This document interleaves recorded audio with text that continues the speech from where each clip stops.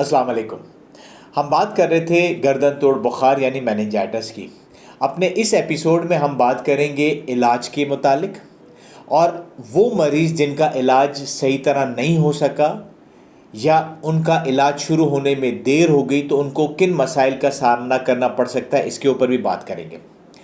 जहाँ तक नाजरीन इलाज का ताल्लुक़ है गर्दन तोड़ बुखार के, इसमें तीन बातों को समझना बहुत ज़रूरी है।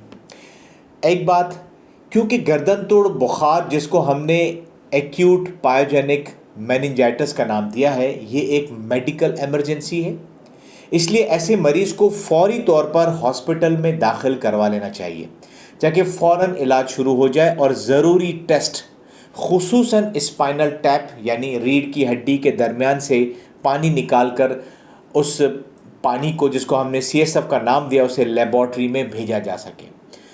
दूसरी बात कि एंटीबायोटिक्स को फ़ौरन शुरू करवा देना चाहिए।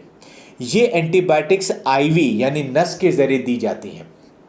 इन एंटीबायोटिक्स को शुरू करवाने के लिए इस बात का इंतज़ार नहीं किया जाना चाहिए कि CT स्कैन या MRI होगा तो फिर खून का टेस्ट होगा तो फिर कमर से पानी निकाल कर भेजा जाएगा और इस सारे प्रोसेस में 10-12 घंटे लग जाते हैं। तो इतना इंतज़ार हरगिज़ नहीं करना चाहिए, बल्कि फ़ौरन एंटीबायोटिक शुरू कर देनी चाहिए। इस ज़िमन में 2 एंटीबायोटिक्स ऐसी हैं जिनको फ़ौरन शुरू करवा देना चाहिए और बाद में जब कमर के पानी का रिज़ल्ट आ जाता है, उसमें जरासीम का पता चलता है और कौन सी एंटीबायोटिक उस जरासीम के लिए मौसर है, उस वक्त तक ये 2 एंटीबायोटिक हर मरीज़ को शुरू करवा देनी चाहिए। अमूमन ये एंटीबायोटिक का दौरानिया जो है वो 10 दिन के लिए होता है, लेकिन अगर इन्फेक्शन शदीद हो तो इसे हम 14 दिन तक भी देते हैं।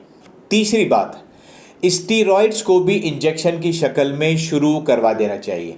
ये अमूमन एंटीबायोटिक से पहले या उसके साथ ही दिए जाते हैं। ये न सिर्फ दिमाग की और हराम मगज़ की झिल्ली में मौजूद जो सोजिश, जिसे हम इन्फ्लेमेशन कहते हैं, उसे कम करते हैं, जिसकी वजह से सर दर्द और गर्दन के दर्द और अकड़ाव में कमी होती है, बल्कि इस बीमारी के कुछ और मसाइल में भी इसे फ़ायदेमंद देखा गया है। और ये स्टीरॉयड के इंजेक्शन अमूमन 2 से 4 दिन के लिए दिए जाते हैं। इलाज के ज़िम्मन में एक बहुत अहम बात बताऊं, वो ये कि अगर बर वक्त इलाज शुरू कर दिया जाए तो मरीज़ 48 घंटों में ही बेहतर हो जाता है और अमूमन 10 से 14 दिन के एंटीबायोटिक के कोर्स के लिए हम मरीज़ को हॉस्पिटल में नहीं रखते। मे बी 3 या 4 दिन बाद मरीज़ अस्पताल से डिस्चार्ज होकर बकाया एंटीबायोटिक के कोर्स को घर पर ही पूरा कर सकता है। एक बहुत अहम बात मैं चाहूँगा कि आप समझें, वो ये कि क्या गर्दन तोड़ बुखार एक सादा सी बीमारी है जिसे सिंपली एंटीबायोटिक्स देकर ख़त्म किया जा सकता है, या इस बीमारी के कुछ और मसाइल भी हैं। देखिए, मैंने शुरू में आपको बताया था कि ये बीमारी एक मेडिकल इमरजेंसी है। इसका मतलब है कि अगर इसे बर वक्त शनाख्त करके इलाज शुरू न किया गया तो ये ख़तरनाक साबित हो सकती है। मैं यहाँ 7 मसाइल का जिक्र करूँगा। 1, सीजर्स यानी इसमें मिर्गी के दौरे पड़ सकते हैं। नंबर 2, हाइड्रोसेफलस यानी दिमाग में पानी का इकट्ठा होना शुरू हो जाना और फिर उसको निकालने के लिए ड्रेन लगाना पड़ता है। नंबर 3, हेयरिंग लॉस यानी इसमें समात मुतासिर हो सकती है। नंबर 4, विजन लॉस यानी इससे बसारत और नज़र जा सकती है। नंबर 5, ब्रेन एप्सिस यानी अगर शदीद जब इन्फेक्शन हो तो पीप का फोड़ा दिमाग के अंदर बन सकता है। नंबर 6, ऐसे मरीज़ को फॉलिज हो सकता है। और नंबर 7, अगर बर वक्त इलाज ना किया जाए तो ऐसा मरीज़ कोमा में भी जा सकता है। ये मसाइल उन मरीज़ों में देखे गए हैं जिनका इलाज बर वक्त शुरू ना हो सका या जिनका इन्फेक्शन बहुत शदीद था।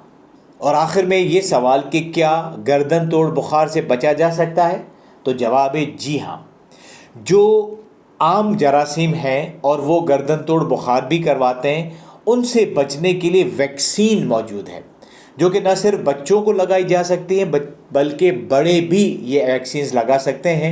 हर वैक्सीन का अपना एक स्केड्यूल होता है जो आपको हॉस्पिटल जहाँ ये लगाए जाते हैं बेहतर बता सकते हैं।